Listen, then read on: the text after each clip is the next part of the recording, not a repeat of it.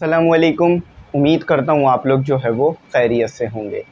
हाज़िर हूँ ME English centre से। तो आप जो है ये लेक्चर एमई इंग्लिश सेंटर पे देख रहे हैं और मेरा नाम जो है वो फैज़ुर रहमान है। अच्छा, अब जो है हमने क्या पढ़ना है, अपना टॉपिक पढ़ना है 11.4, जिसमें है हमारे पास नॉइज़ पोल्यूशन। तो नॉइज़ पोल्यूशन क्या होती है और म्यूज़िक क्या होता है, म्यूज़िकल साउंड क्या होता है, इसको डिटेल में समझेंगे। देखिए, बहुत ही ज़्यादा इंपॉर्टेंट टॉपिक है आपके लिए। अगर आपको बात समझ में नहीं आएगी तो मुश्किल रहेगी। ये रोज़मर्रा आप लाइफ में जो है ये चीज़ें नोट करते रहते हैं कि म्यूज़िक क्या है और नॉइज़ क्या है। आपसे मैं एक सवाल करता हूँ, आपने अभी 13 अगस्त 14 अगस्त गई है, तो 14 अगस्त पर आपने बच्चों को, बड़ों को जो है वो बाजा बजाते हुए देखा होगा। अब आपको पता होना चाहिए कि बाजा जो है वो एक फ्रेंच हॉर्न जैसा ही एक इंस्ट्रूमेंट है, तो उससे जो निकलने वाली साउंड है वो जो है वो म्यूज़िकल साउंड होना चाहिए, यानी वो सुन के मज़ा आना चाहिए, अच्छा लगना चाहिए। लेकिन लोगों को वो बुरा लगता है कि ये जो है वो नॉइज़ पोल्यूशन पैदा करता है बाजा। अब ऐसा होता क्यों है, ये आज आप बेसिकली पढ़ेंगे। अब देखें, आपको तो पता है कि वो एक म्यूज़िकल इंस्ट्रूमेंट है बाजा, लेकिन उससे नॉइज़ निकल रही है, ना कि म्यूज़िकल साउंड। तो इसकी वजह क्या है, इस चीज़ को डिटेल में पढ़ेंगे, इस चीज़ को डिटेल में समझेंगे। ठीक है, आप सब ने ही वो बाजा शायद देखा हो और शायद कुछ बच्चों ने तो लिया भी हो और उसको बजाया भी हो। तो ऐसा क्यों हो रहा था, लोगों को आपका जो बाजा बजाना है वो पसंद क्यों नहीं आ रहा था, ये आज जो है वो साइंस के पॉइंट ऑफ व्यू से देखेंगे।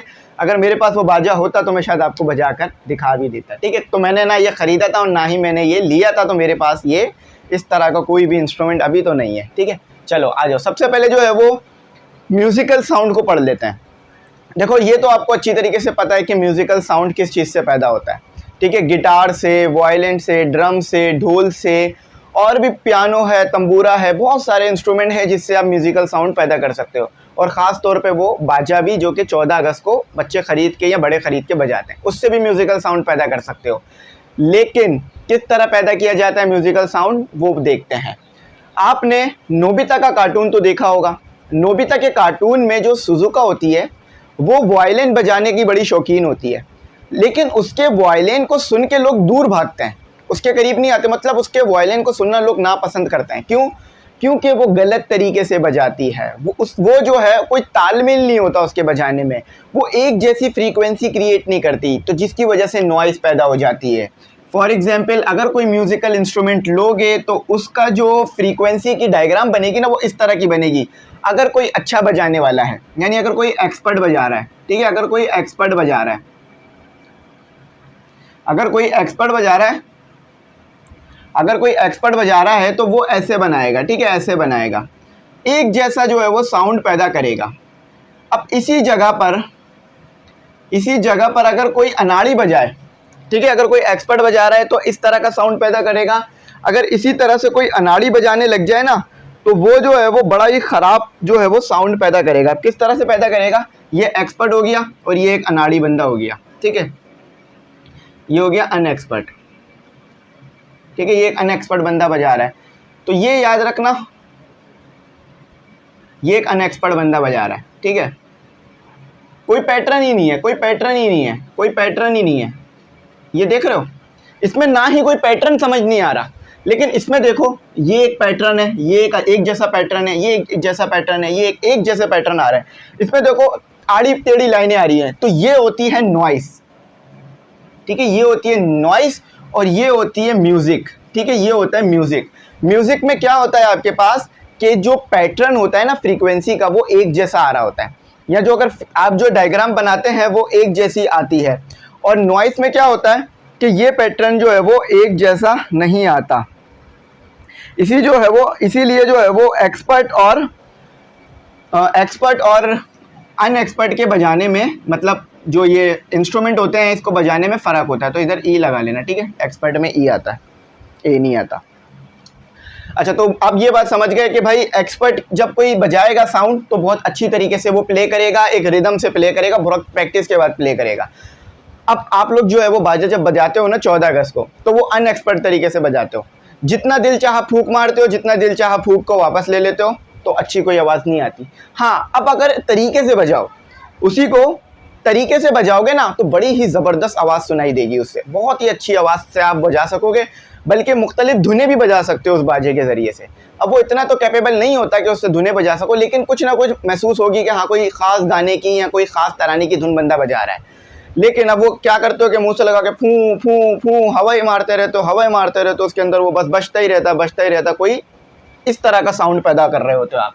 हाँ, अगर तरीके से बजाओगे ना, ख़ास टाइम पे फूंक मारोगे, ख़ास टाइम पे फूंक रोकोगे, ख़ास टाइम पे, तो फिर इस तरह से म्यूज़िक पैदा कर दोगे। तो अब समझ में आया लोग गुस्सा क्यों करते हैं कि आप जो है वो सुजुकी की तरह से जैसे वायलिन बजाते हैं ना उस तरह बाजा बजा देते हो। ठीक है, आई थिंक सुनियो भी कोई चीज़ बजाता है डोरेमोन के कार्टून में, मुझे याद नहीं है, बहुत पहले देखता था, अब तो देखना भी छोड़ दिया है, लेकिन अच्छे खासे टाइम तक, समझ लो 18-19 साल की उम्र तक तो मैं वो देखता था कार्टून, या 20 साल तक की उम्र भी ले लो तो कम नहीं, गलत नहीं होगी, लेकिन अब देखना छोड़ दिया पढ़ाने की वजह से। तो आप लोग देखते होगे। तो और जियान गाना गाता है, अच्छी तरीके से याद है। अब जियान के गाने से लोग क्यों भागते हैं? वो नॉइस पैदा करता है। नॉइस मतलब आड़ा टेढ़ा गा रहा है, मैं हूँ जियान, मैं हूँ बड़ा ताकतवर, बस कोई इफेक्ट नहीं, कोई कुछ तरीके से नहीं। अब वही अगर तरीके से गाए ना, जैसे एक दो उसके एपिसोड्स में दिखाया भी गया था कि उसने तरीके से भी गाना गाया था कि जैसे मैं हूँ जियान, मैं हूँ बड़ा ताकतवर, तो उसमें फिर बहुत मज़ा आया था लोगों को, मतलब लोगों ने तालियां बजाई, ऑडियंस खड़ी हो गई जो मतलब उस कार्टून में दिखाई गई थी।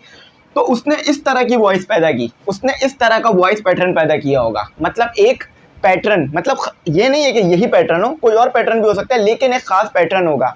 जैसे यहाँ पर शेप बन रहा होगा ना वेव का, वैसे ही यहाँ पर भी बन रहा होगा, वैसे ही यहाँ पर भी, यहाँ पर भी, यहाँ पर, ऐसा टेढ़ा मेढ़ा नहीं बन रहा होगा। ऐसा टेढ़ा मेढ़ा करेगा तो वही लोग कानों पे हाथ रख के बैठे रहते हैं और उसको दूर भागते हैं कि भाई जियान आज गाना गाने वाला है, बाइकॉट, भागो। वो उसमें नोबिता और क्या कहते हैं डोरेमोन तो मुल्क छोड़ के जाने का भी प्लान कर लेते हैं, बल्कि यूनिवर्स छोड़ के जाने का, यूनिवर्स बोल रहा हूँ, अर्थ छोड़ के जाने का प्लान कर लेते हैं कि भाई आज जियान गाना गाएगा। तो ये, और बहुत बार तो जियान के गाने की वजह से वो लोगों ने मतलब जो है वो विलन्स को भी हराया है, आपने देखा होगा। तो चलो, तो बात समझ गए अच्छी तरीके से, example they the. I hope कोई ऐसा स्टूडेंट नहीं होगा जिसने कभी डोरेमोन या नोबिता का कार्टून जो है वो नहीं देखा होगा। ठीक है, अच्छा चलो भाई, देखो म्यूजिकल साउंड सुन लो क्या होता है। अगर सिंपल डेफिनेशन देखो ना, the sound that are pleasant to our ear, वो साउंड जो कि हमारे कानों को सुनने में अच्छा लगता है। अब मैं कोई साउंड ऐसा पैदा नहीं कर रहा हूँ जो अनप्लेजेंट हो, मतलब मैं कोई गाना नहीं गा रहा, तो इसीलिए जो है मेरा साउंड प्लेजर और नॉइस में नहीं जाएगा। हाँ, लेकिन नॉइस नहीं पैदा कर रहा हूँ मैं। अगर मैं नॉइस पैदा करना शुरू कर दूंगा तो आप लोग नहीं सुनोगे, जो हैंड फ्री लगाया हुआ है या जो डायरेक्ट सुन रहा है वो नहीं सुनेगा, क्योंकि उसको सर में दर्द होगा, उसको जो है वो और प्रॉब्लम्स होगी। क्यों? क्योंकि नॉइस जो है ना क्या करती है, वो बार बार आकर ना मुख्तलिफ फ्रीक्वेंसीज से कानों पर टकराती है, मतलब मुख्तलिफ जो फ्रीक्वेंसी है वो आके लगती हैं कानों पर, तो जिससे सर में दर्द शुरू हो जाता है।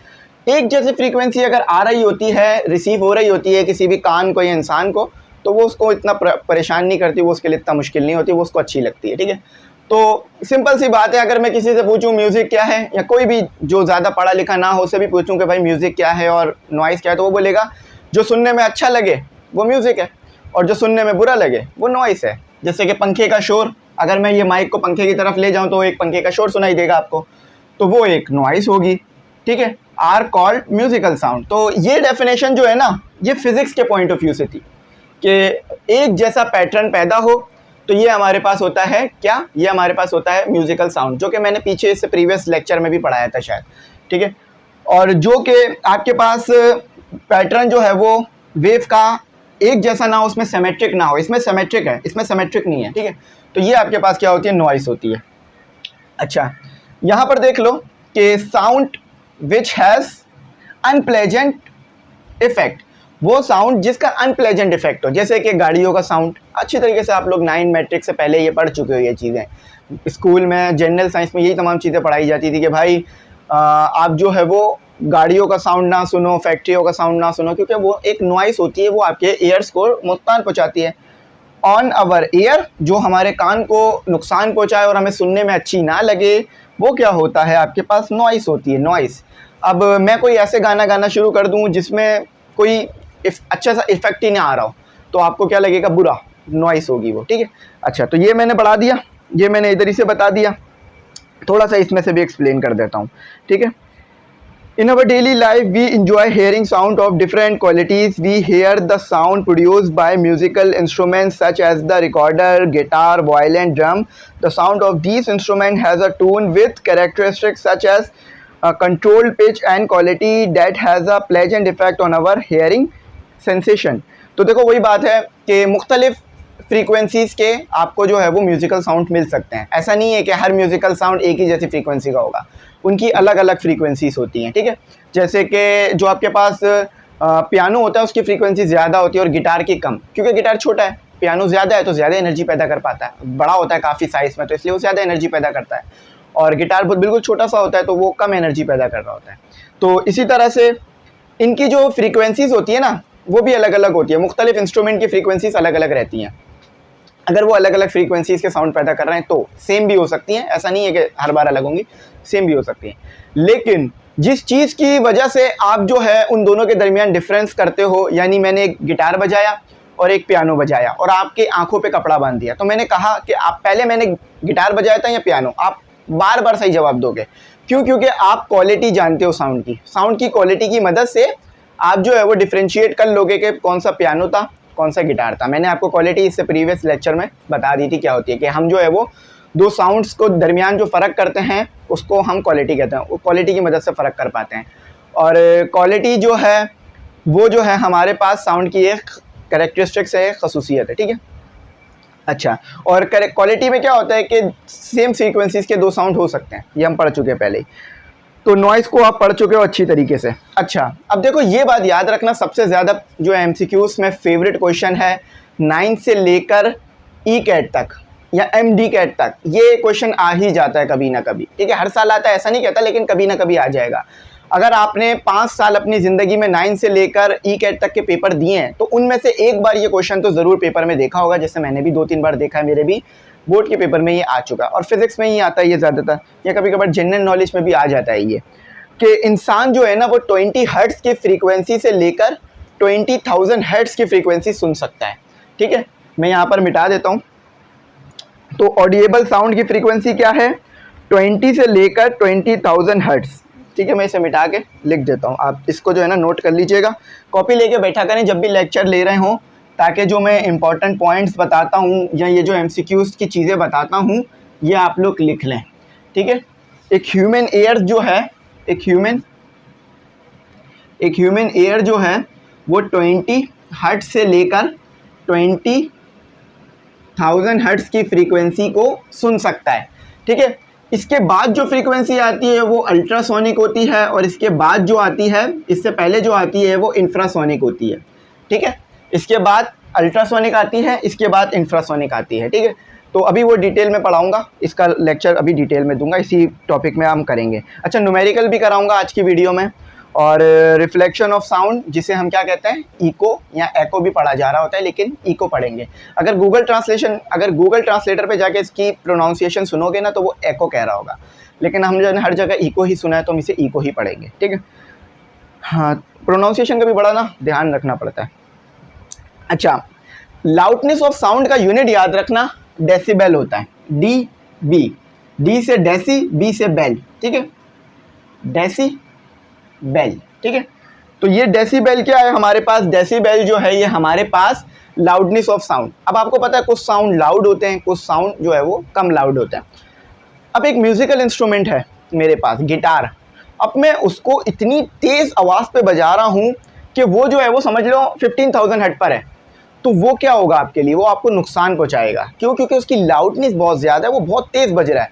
इतना ज़्यादा तेज़ इतना तेज़ साउंड जो है वो आपके कान सुन तो लेंगे, ऐसा नहीं है कि सुन नहीं पाएंगे, सुन लेंगे, लेकिन चंद घंटों बाद या चंद मिनटों बाद ये आपके कानों को ख़राब कर देंगे। क्यों? क्योंकि इतनी तेज़ आवाज़ आप नहीं सुन सकते मुसलसल, ठीक है, मुश्किल होती है। अब देखो मैं बहुत हल्के बोलना शुरू कर दूँ, ऐसे करूँ, विस्परिंग करूँ, यानी फुसफुसाने लगूँ। विस्परिंग का मतलब क्या होता है? फुसफुसाना या मुँह में बात करना, या बहुत हल्की आवाज़ में बात करना, जैसे आप टीचर के सामने करते हैं ना।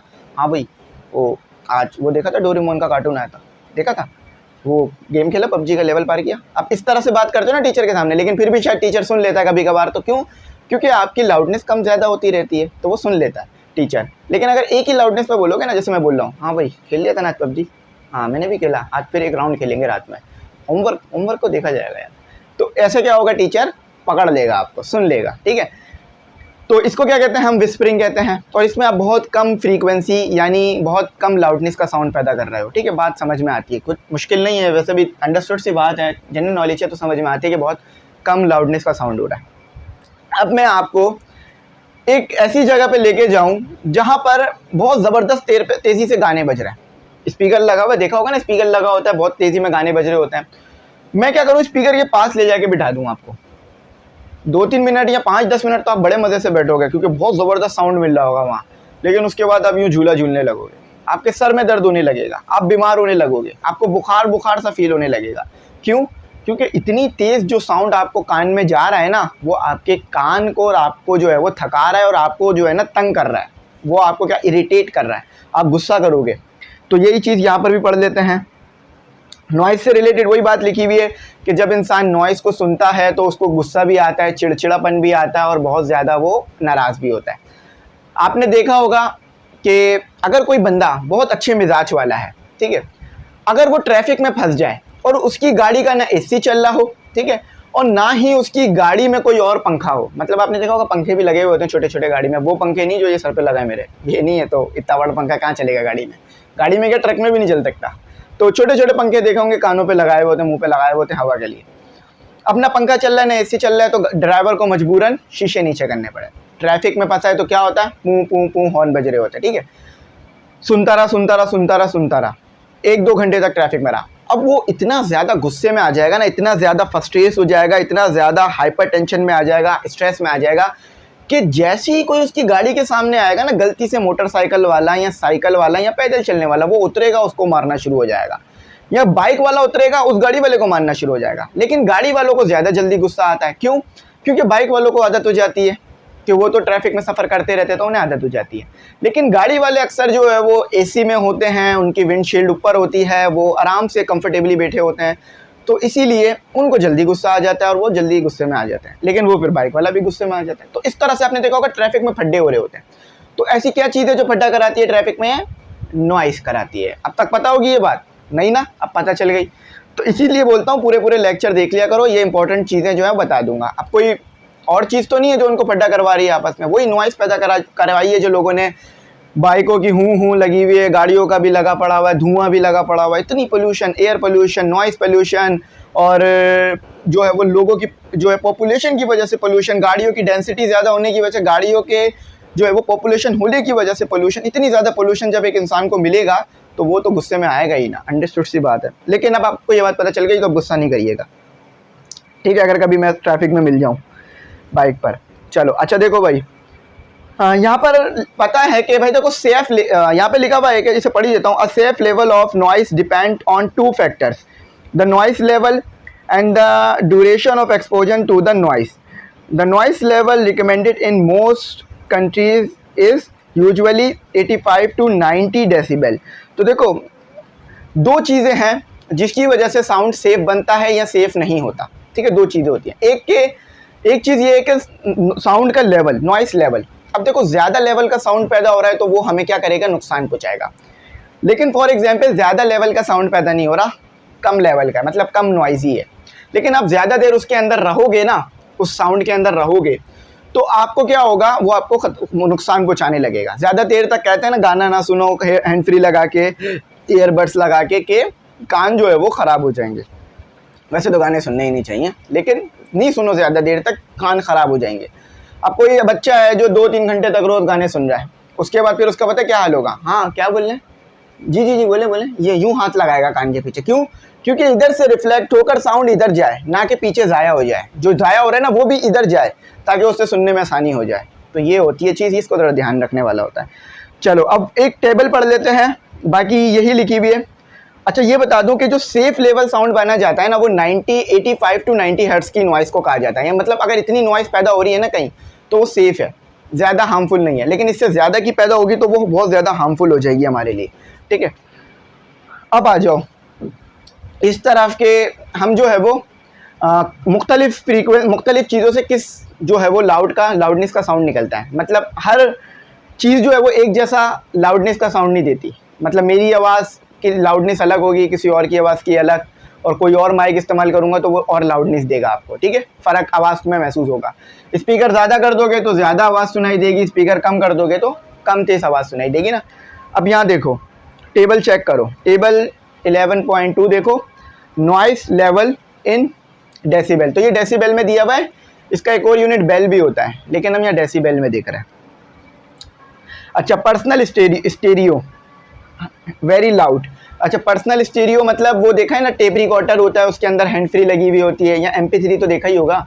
या देखो, मोबाइल में हैंड फ्री लगाओगे तो वो पर्सनल स्टीरियो नहीं बनता, वो अलग ही चीज़ होती है। छोटा सा टेप रिकॉर्डर आता था, उसके अंदर हैंड फ्री लगाकर कानों में लगाए जाते थे, ठीक है, हैंड फ्रीज, तो उसको बोलते थे हम क्या, उसको बोला जाता है पर्सनल स्टीरियो। तो वो बहुत ज़्यादा डेसिबल का साउंड पैदा करता है।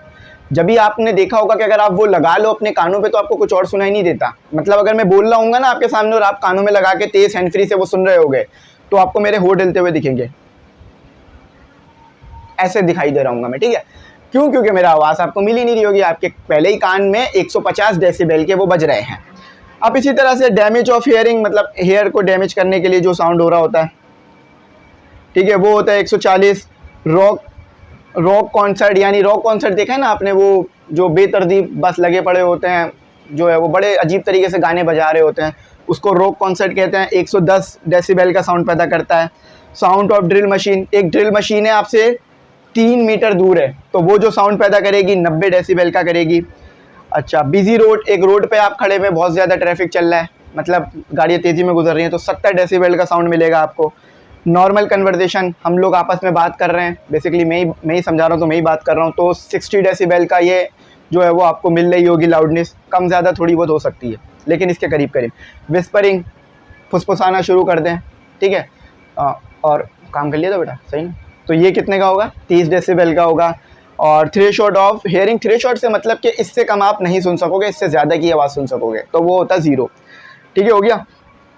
अब आखिरी चीज़ है रिफ्लेक्शन, ठीक है, रिफ्लेक्शन को पढ़ते हैं, जिसे हम बोलते हैं इको। अच्छा, सी भी आता है, इको, ठीक है।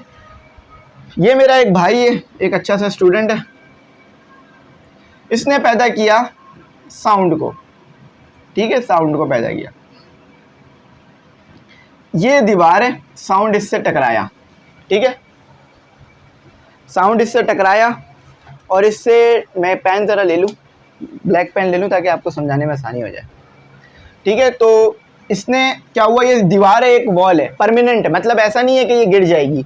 अक्सर आपने देखा होगा ना, आप तेज़ बोलोगे, मतलब कोई, मतलब छोटा सा माचिस की डिब्बी लो खाली, उसको खड़ा करो और उसके सामने बोलो, तो वो गिर जाएगी माचिस की डिब्बी। तो उसमें फिर क्या होगा कि इको सही पैदा नहीं हो पाएगी, क्योंकि वो गिर गई, साउंड वहाँ पर एब्जॉर्ब होकर आगे निकल गया। लेकिन अगर कोई ख़ास वॉल है, मैं इसके सामने खड़े होकर बोलूँगा तो मुझे मेरी इको सुनाई देगी, अगर ये रूम खाली होगा। अभी ये रूम भरा हुआ है अच्छे खासे तरीके से, कॉपी, किताबें, ट्राईपॉड, मोबाइल, कैमरा वैमरा सब कुछ पड़ा हुआ है, तो इको नहीं सुनाई देगी, इसमें इन चीज़ों में एब्जॉर्ब हो जाएगा साउंड। लेकिन अगर रूम खाली कर दूंगा, तो आपने देखा होगा खाली रूम, आपका घर अगर खाली हो जाए या खाली करा हो आपने कभी घर, या कभी खाली घर देखा हो, तो वहाँ पर जाके अगर आवाज़ करते हो तो अपनी आवाज़ दोबारा सुनाई देती है, वो होती है इको, ठीक है। तो फिर ये टकराएगी दीवार से, साउंड वापस आ जाएगी, वापस आएगा ये साउंड, ठीक है, ये साउंड वापस आएगा, ये साउंड वापस आएगा। तो ये चीज़ क्या होगी आपके पास, ये होगी दोबारा आपको आपका ही साउंड सुनाई देगा कुछ टाइम बाद, तो ये होगी इको। अच्छा, अब इको जो है वो 1 सेकंड बाद भी सुनाई दे सकती है, फ़ौरन भी सुनाई दे सकती है, और 2-3 सेकंड बाद भी सुनाई दे सकती है। बस वो ये इस चीज़ पे डिपेंड करती है कि जो दीवार है वो आपसे कितना दूर है, जितनी दूर दीवार होगी उतनी देर में इको सुनाई देगा। अच्छा देखो, टोटल डिस्टेंस जो है ना वो कितना कवर हुआ, जब इन्होंने साउंड को पैदा किया तो डिस्टेंस कवर हुआ 5 मीटर का। जब साउंड वापस आया, जब साउंड वापस आया तो डिस्टेंस कवर हुआ एक और बार 5 मीटर का। तो टोटल डिस्टेंस आपसे अगर कोई पूछे कि इको ने कितना कवर किया, तो वो होगा 10 मीटर का, ठीक है। 5 मीटर वो, तो टोटल साउंड है ये, ठीक है, टोटल डिस्टेंस है ये, टोटल डिस्टेंस है, dt लिख रहा हूँ, ये साउंड, ठीक है। यहाँ पर मैं di लिख रहा हूँ, यानी di से मुराद के साउंड ने जो हमारा जो है वो इंसिडेंट साउंड निकला था वो, और उसके बाद जो de जो इको वाला साउंड निकला था वो। तो टोटल डिस्टेंस हमारा कितना हो गया, 5 + 5, तो टोटल डिस्टेंस हमारा हो गया 10 मीटर का, ठीक है। क्योंकि पहले आप साउंड क्रिएट करोगे, प्रोड्यूस करोगे, उसके बाद वो जाकर लगेगा, फिर दीवार से लगकर वापस आएगा, तो फिर इको सुनाई देगी, डायरेक्ट नहीं देगी। ठीक है, तो ये अच्छे खासे टॉपिक्स थे जो मैंने आपको आज की वीडियो में कवर करा दिए, और इसके सवालात सेल्फ असेसमेंट क्वेश्चंस करा देता हूँ। पहले इसके न्यूमेरिकल करा देता हूँ, ठीक है, फिर उसके बाद अल्ट्रासाउंड पढ़ेंगे, मेडिकल से रिलेटेड बड़ी इंपॉर्टेंट चीज़ है। वॉर होते हुए देखिए, world war 2, world war 1, submarine को कैसे पहचानते थे वो लोग, कहाँ पर है? ऐसा तो नहीं है खुद घुस जाते थे पानी के अंदर सबमरीन को ढूंढने के लिए, नहीं भाई, एक साउंड क्रिएट करते थे उसको पहचानने के लिए। आगे पढ़ाता हूँ, चलो सवाल पढ़ लेते हैं। आ जाओ, अब जो है वो न्यूमेरिकल करते हैं इसके, और न्यूमेरिकल को समझते हैं। एक ही न्यूमेरिकल है जो कि है न्यूमेरिकल नंबर 1, यानी 3 है, इसके लिए इस टॉपिक का तो 1 ही कहलाएगा। हाँ, तो भाई देखो, कहता है कि a boy clapped his hand near a wall and heard the echo after 1.6 second. एक बच्चा है जो कि अपने हाथ को बजाता है, मतलब ताली बजाता है ये कह लो, और उसको जो है वो इको सुनाई देती है 1.6 सेकेंड बाद। तो टाइम कितना दे दिया आपको? अच्छा, इसमें एक कंडीशन है, वो मुझे बस समझाना आपको बहुत ज़रूरी है, वरना फ़ायदा नहीं है इस न्यूमेरिकल को कराने का, ठीक है? तो वो कंडीशन समझ लेना, अभी मैं समझाता हूँ। अभी लेक्चर में समझा भी दी थी मैंने यही सेम चीज़, 1.6 सेकेंड। देखो बेटा, इको कह रहा है ना, ये याद रखना कि ये दीवार है, ये जब साउंड पैदा करेगा तो ये साउंड पैदा होने का भी एक टाइम होगा, मतलब इतना भी एक टाइम लगेगा हमें, ठीक है? और फिर इको जो है वो इसकी पैदा होगी दीवार से टकराकर। ऐसा नहीं है कि डायरेक्ट खुद ही इको पैदा हो जाएगी, पहले साउंड जाएगा तो वो टाइम भी लगेगा, और फिर साउंड वापस आएगा तो वो टाइम भी लगेगा। तो ये जो टाइम दिया हुआ है ना आपको, ये दोनों टाइम दिए हुए हैं। ये एक टाइम वो इसमें शामिल है जितना टाइम जो है वो इंसान ने साउंड पैदा करने में लिया और वही साउंड दीवार से टकराया, एक टाइम वो शामिल है। और एक टाइम इसमें वो भी शामिल है कि जब ये साउंड टकरा कर वापस आया, इको होकर वापस आया, तो इसमें दोनों टाइम शामिल है। इस टाइम की मदद से अगर आप डिस्टेंस पता करोगे ना, तो ये टोटल डिस्टेंस आएगा आपके पास, ये वाला डिस्टेंस भी शामिल होगा और ये वाला डिस्टेंस भी शामिल होगा, ठीक है? तो हमने क्या करना पड़ेगा, हमने 2 से डिवाइड कराना पड़ेगा इसे। क्यों? क्योंकि दोनों डिस्टेंस सेम है, तो 2 से डिवाइड करा दोगे तो सिर्फ एक डिस्टेंस आ जाएगा। क्यों? क्योंकि 2 है ना, 2 चीज़ों को आप डिवाइड करा दोगे 2 से, तो सिर्फ एक चीज़ बच जाएगी आपके पास। तो ये काम है हमारे पास। तो जब भी इको कहेगा तो इसका मतलब इसमें वो टाइम भी शामिल है जो टाइम इंसान ने लिया साउंड पैदा करने में, और वो टाइम दीवार से जाके टकराया, वो साउंड दीवार से जाके टकराया, वो टाइम आ गया। और फिर उसमें वो टाइम भी शामिल है जो इको रिफ्लेक्ट होकर वापस आई। तो ये टोटल टाइम है, ये टोटल टाइम है। सिर्फ वो टाइम नहीं है जितने टाइम में इको वापस आई, नहीं, ये वो टाइम है जिसमें जितने टाइम इंसान ने साउंड पैदा करने में लिया और वो साउंड दीवार से जाके टकराया और फिर रिफ्लेक्ट होकर आया, तो ये वो टाइम है, टोटल टाइम है।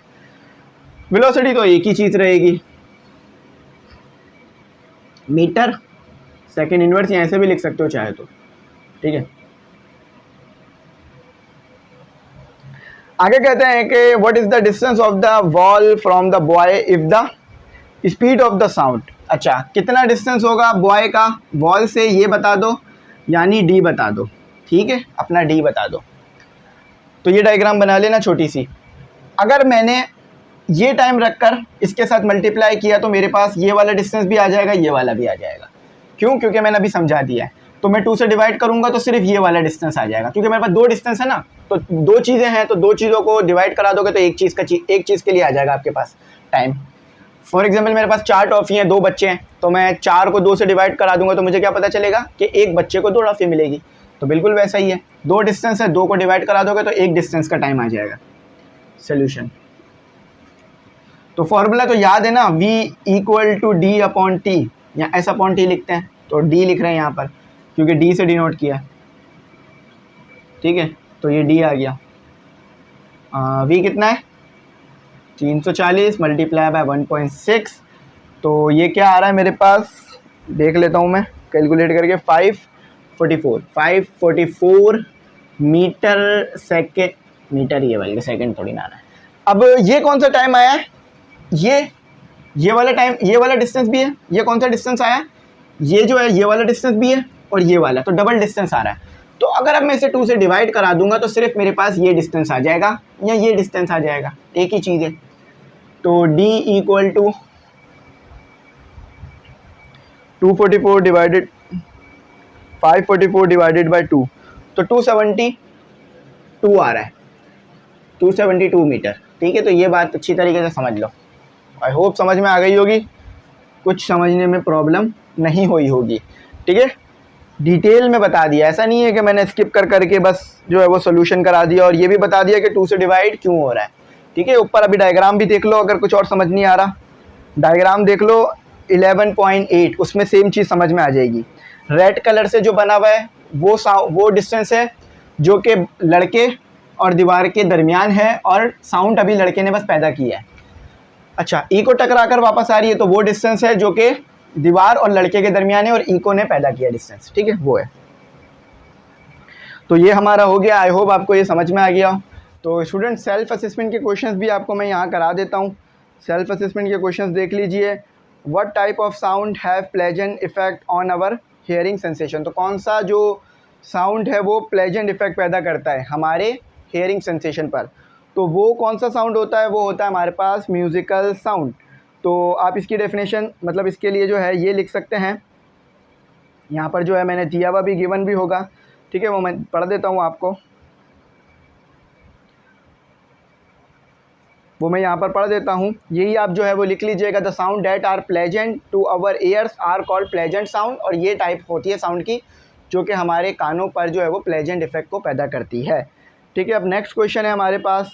नेक्स्ट क्वेश्चन भी पढ़ देता हूँ कि how can we reduce noise pollution. तो नॉइज़ पोल्यूशन को कैसे कम कर सकते हो आप, इस चीज़ को भी पढ़ लेते हैं। तो ये चीज़ नहीं लिखिएगा, यहाँ पर जो लिखा हुआ है decibel over an 8 hour week work day, ये हटा दीजिएगा। बाकी यहाँ से लिखिएगा noise pollution can be reduced to an acceptable level by replacing the noisy machine with environment friendly machine and equipment, placing sound reducing barrier or using hearing protection devices। तो देखें, sound pollution को आप ऐसे ही ख़त्म कर सकते हैं कि ऐसी मशीनें बनाएं जो साउंड कम से कम पैदा करें, या ऐसी गाड़ियाँ बनाएं जिनके इंजन जो है वो साउंड ज़्यादा पैदा ना करें, तो साउंड पोल्यूशन कम हो जाएगा। और ऐसी डिवाइसेस बनाएं जो कान पे लगाई जा सकें जिससे जो हाई साउंड है वो सुनाई ना दे।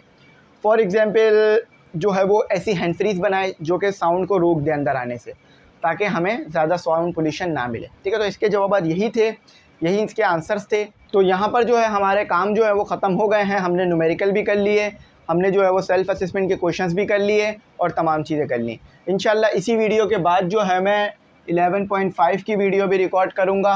आज ही कोशिश करूँगा अपलोड करने की, तो आप वो भी देख लीजिएगा, वो भी जो है उससे भी समझ लीजिएगा।